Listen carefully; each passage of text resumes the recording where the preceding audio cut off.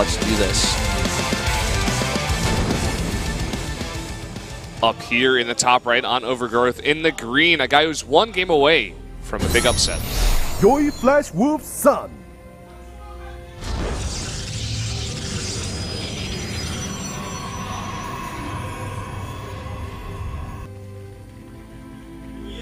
Down here to the bottom left, very blue. He is SK Telecom T1 Su. I love that blue. It looks very blue. I like this on Zerg. The hatcheries look so cool. Yeah, it's that stronger colors on the game heart. It's pretty cool. And oh my god, he's doing a, I think that was a 10 pull that he just did. Yeah, one more drone putting him back at 10, so yeah. So, well, I mean, let's see what this kid's done. Yeah, there's like not much to say about this. It's like, well, let's see what San does, because that's really all there is to say. If he goes for another gateway build, then Su might be in trouble. There are better ways to transition against the build that he hit, but he just kept making lings for some reason on such a big map. If you see that someone has gone Nexus into a gateway, then you're like, oh, okay, well, I win here, and you keep making lings. You see the gateway, normally you go, okay, well, I'm going to do some pressure, I'm going to do some poking, and then you transition back into making drones. Now, we have a Nexus first here. Let's see if San goes into gateway, because with a pylon placement in the main, it looks likely. Yeah. We should see that gateway. There it is. So, the first lings now moving across the map. Oh, and this time he's going to take a base. A bit unlucky with how he's decided to play this. He could still transition out of it, but it might have been lethal with good micro. Or just so much damage that's hard for San to recover. Yeah, now he's going to come over here. Pylon placement here, not bad. But the assimilator is going to be a little bit exposed over on the side. See how many probes he can kill. He's going to have to micro a lot better than we saw in Game 1 with those lings to make sure he can get damage done here against this many probes. 18 of them right now. Here's the first 6 coming in on the edge. Start trying to do some damage. The pylon placement a lot better this time for San. Chrono Boost goes down on the first Zealot. Su trying to pick off just one probe here, but very good probe drilling here. Ooh. A few probes starting to go down, but he surrounds the Zerglings here. Micros back a few of the probes decently, but actually loses about 5 there, 6 in total. Yeah, and the rest of the Zerglings are actually hitting on that one Nexus. And with decent micro, he's going to get it, at least the shields down. We'll see if he gets any more down on here. Yeah, you know, if he had gone for all of the lings at the natural earlier, he probably would have been able to force a cancel, but he wanted to get probe damage done. I think that's more important. And he's continuing to micro around. Like you said, with good micro, he gets rid of the shields. He's actually going to go ahead and commit to fighting the Zealot now. Good position here in between the assimilator and those minerals. Oh, nice micro there on the probes. He is going to save them, but right now that the Zealot has gone down, a lot of these Zerglings are here, but with the Mothership Core popping out of that natural, is going to bring those Zealot, or rather the Zerglings away. He has a lot more lings coming down, though. Let's see. I mean, the Mothership Core now chasing these lings, so a few more lings at the natural starting to pick away at it. It's down to 650 now. And if he brings the Mothership Core away, that means more probes in the main base die. Here we go. Nice, better micro out of Su here, taking those Zerglings away, and now he's going to focus down that Nexus. That is going to be forfeit. Yeah, he's definitely losing that. Yep, even with the Mothership Core there. Even if he started to overcharge right now, it wouldn't be good enough. Yep. And now he's got 19 lings versus 1 Zealot. The Mothership Core is out of position. I think that he's just going to get the kill this time. Yep, looks likely here. Stalker and the Zealot are going to do some damage, but now the probes in the front to tank, and more probes going to go down here. So many of these probes are low. He does save the majority of them.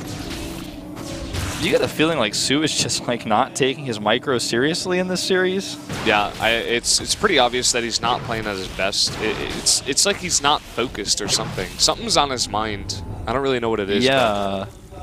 I mean, he played a much more serious series against Oz. But against San, it's like he's got some sort of weird... Almost, it's like he's got something personal in this match. It's like a vendetta against San here. He's like, he's you're not known as the giving chooser. them the same respect. I'm just going to early pull you both times. This is San is actually like going to be able to recover from this. It's going to be a long road, but it's not. He didn't die here. That was a lot of lings recommitted to. The tech is a problem. The Stalker coming across the map. He's going to try to kill these Overlords as best as he can, and the Nexus will be remade. 10 drones popping out here.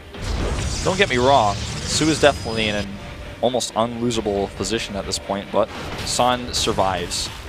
And he was down against Maru earlier and was able to take a win. Looks like he's going to get this Overlord. One more shot. Oh! And that will supply block him. The 2 Overlords are a bit late here, so he's going to have to take some time here to think about his mistakes. Yeah, that's a good way to put it. Rallied his Overlords a bit too far across the map over uncharted terrain. The problem here for San is that Su is able to get that hatchery up there. I feel like that was actually a good decision, all things considered, because he was able to get for sure so much larva, and it followed up into the attack nicely. And then once the attack was kind of held off there, he was like, all right, I can transfer, I can, you know, just go straight to full-on drone production here. And he's gotten way ahead right now. Well, now he has the drone production to just, I mean, with 41, 43, soon to be 45 harvesters now on 2 base. It's full saturation. He's adding his extra extractors. The next step might just be a roach speed timing to try to kill San. He knows that San's position in this game is a bit iffy right now. He's missing a whole lot of everything, and his economy is. Not only is it that he's not mining from 2 base, but he's missing double probe production, so his probe count, which was already lessened by the Lings earlier on, is even worse. Yeah. This is going to be a hard road here for San to defend this push. He's getting the +1 out here. He's got a full wall here at the front, besides that one little hole there for the sentry to block. That one Stalker is just so curious. Always checking everything out. Wonder what happens if I shoot this. Studies show that when you shoot the hatchery, 2 queens come out. It does squirm a bit, and 2 queens come and chase you away. Well, that's the last research this Stalker's doing. Goodbye. Oh! Too fast for the Roaches without speed. Gets away. Well, I mean, the Roaches are about to have speed, and he can use the extra larva from that 3rd hatchery to just mass out on Roaches if he wants to. He can send the drones that he's massed up here as well to get even better saturation first. Is he going to kill yet another Overseer? One more. Oh, yes, he gets it. Hurts. Painful. Creep Spread connects the bases now for Su back at home, and he gets Burrow. Starts an Infestation Pit. Looks to be going into Swarm Hosts instead of trying to end things off with Roach timing. Maybe he really thought that San would be attacking him with the timing. The way he's moving these Roaches out, I don't blame him. It's like he's looking for a pylon, expecting San is just trying to end the game early because he thinks that San's looking at this situation saying, well, I can't out-macro Su. It would be hard enough to do that anyways in a macro game, but when I'm already this far behind, I probably should just all-in him. So I think he was playing defensively here, hoping to just get the defensive win by killing pylons and stopping an attack. San has showed a very nice amount of confidence here against these Korean server players. He's like, I can tangle with the best in the world, and you guys are going to watch me do it here.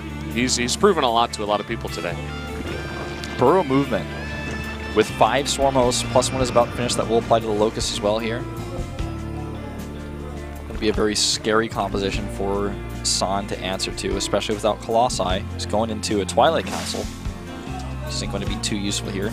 The increased lifetime as Enduring Locust is going to give him a little bit more range to poke at with his Swarm Hosts. And he's already spreading his creep in the middle of the map, exactly the path he'd want it to be. Not like the best creep spread we've ever seen, but in this matchup, we don't usually see stellar, TVZ level of creep spread. Yeah. Just gotta have that one path to the Protoss space. It's good enough. Yeah, couple of hallucinated Phoenixes getting into the bases soon. Getting a nice scout off. He has to know that the Swarm Hosts are gonna come out here. Or actually, I'm not sure if he does, because I'm not sure if those popped out, unless he saw them there in the middle of the map. He's gonna get a glimpse of them now for sure. Yeah. See if he adds a second robotics. Meanwhile, a 3 Zealot drop, and then one Swarm was like, I'll defend Widow. No, I'm not the best unit for this. And the Roaches. They'll just walk over there and watch. Warp Prism lives, as do 2 Zealots, and he can use that a little bit later, warp in more, and do some more harass. Look at this. Su is beginning the TVZ type of creep spread you were talking about before on the right side of the map.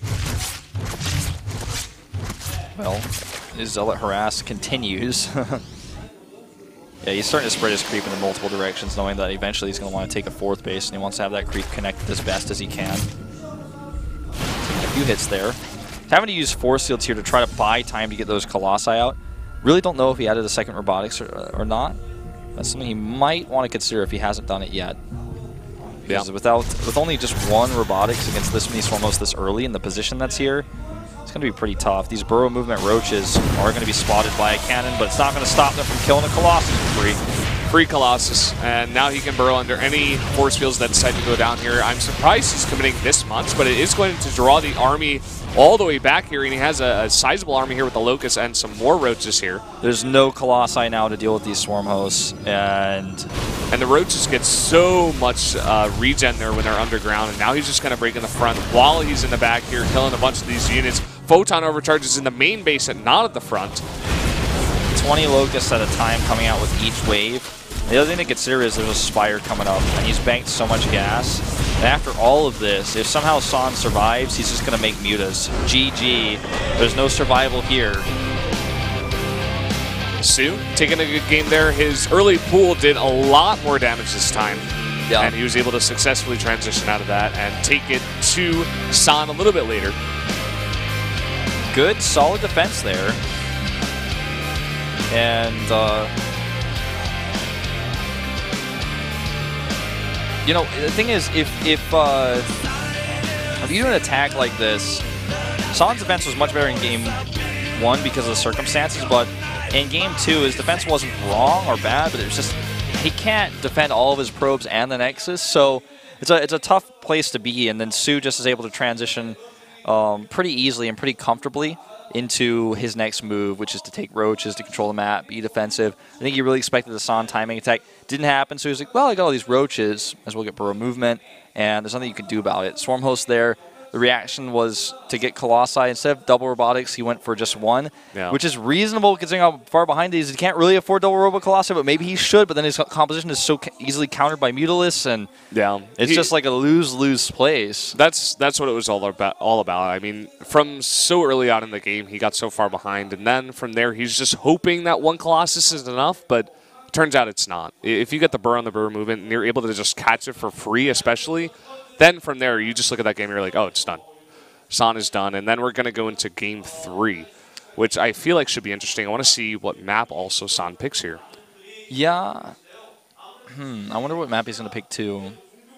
I feel like San might have actually picked Frost.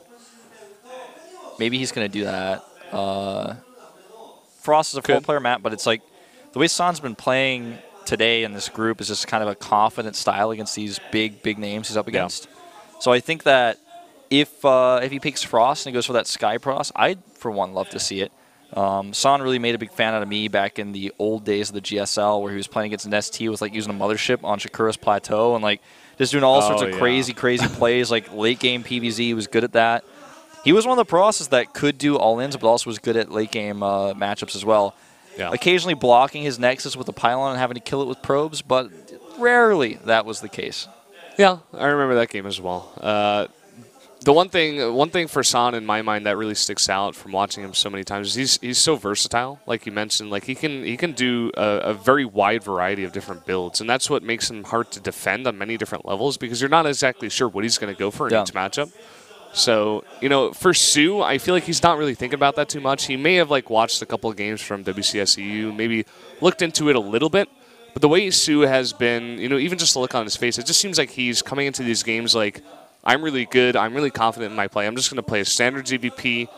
And so far for him, that's been like really aggressive pool timings. But like, still in his mind, he's just like, I'll just play my game and they can do whatever they want. It's not like he's really paying attention to what San is doing.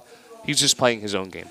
I feel like if Su ends up losing this best of 3, he could run into some problems in this group because he just doesn't seem to be like as focused as when I see him play in Code S or in Pro League. All right, let's find out what map he's chosen here. Merry-Go-Round. So wants to play on a 3-player map. A very large one at that. Yeah, I don't think Su's gonna go for an early pool again. I can't see it 3 times in a row. I mean, there's less chances of scouting wrong on a 3-player map than it is on a 4-player map. That is true. You know what? I think he will. I think he will go for an early pool again. He did it twice already in one best of 3 here, but also one game against Oz. I think it could happen.